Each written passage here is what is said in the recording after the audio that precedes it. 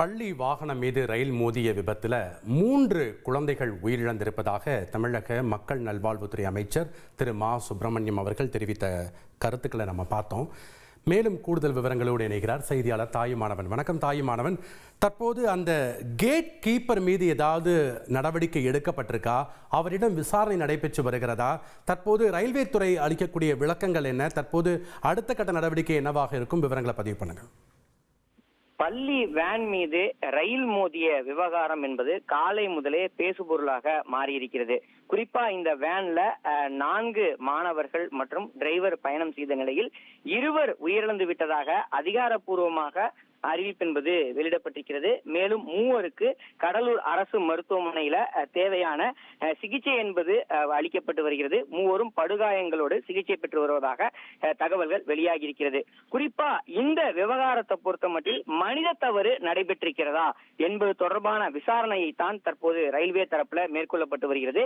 காரணம் என்ன அப்படின்னு பார்த்தோம்னா, காலையில இந்த சம்பவம் நடந்த இடத்துல, விபத்து நடந்த இடத்துல இந்த கேட் என்பது ஆளில்லாத லெவல் கிராசிங், அதாவது தானியங்கி முறையில இன்டர்லாக்கிங் செய்யப்படக்கூடிய ஒரு கேட் என அருகில் அந்த விபத்து பார்த்த இடத்துல இருக்கக்கூடிய நபர்கள் தெரிவித்ததன் அடிப்படையில இது தொடர்பான தகவல்கள் வேகமாக பரவி இருந்தது.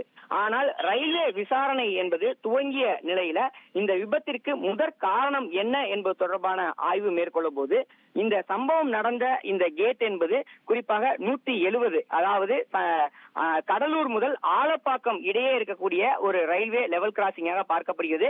இந்த கேட் இன்டர்லாக் செய்யப்படாத கேட்.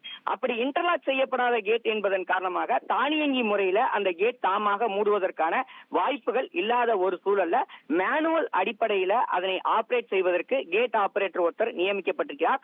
அவர் அந்த பணியில இருந்தாரா என்பது தொடர்பான விசாரணை ரயில்வே மேற்கொண்டுள்ளது.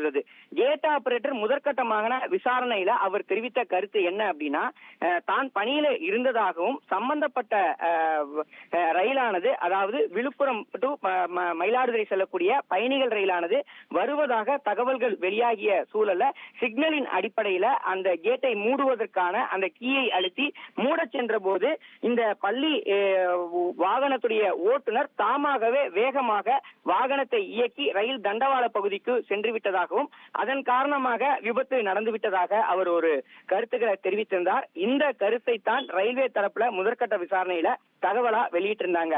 ஆனா சம்பவம் நடந்த பகுதியில் இருக்கக்கூடிய மக்கள் ரயில்வே கேட் கீப்பர் அந்த பகுதியிலேயே இல்லை எனவும் அவர் இல்லாத ஒரு சூழல்ல கேட் திறந்தே இருந்ததாகவும் தொடர்ச்சியா ஒரு குற்றச்சாட்டு தெரிவித்து கேட் கீப்பரை முற்றுகையிட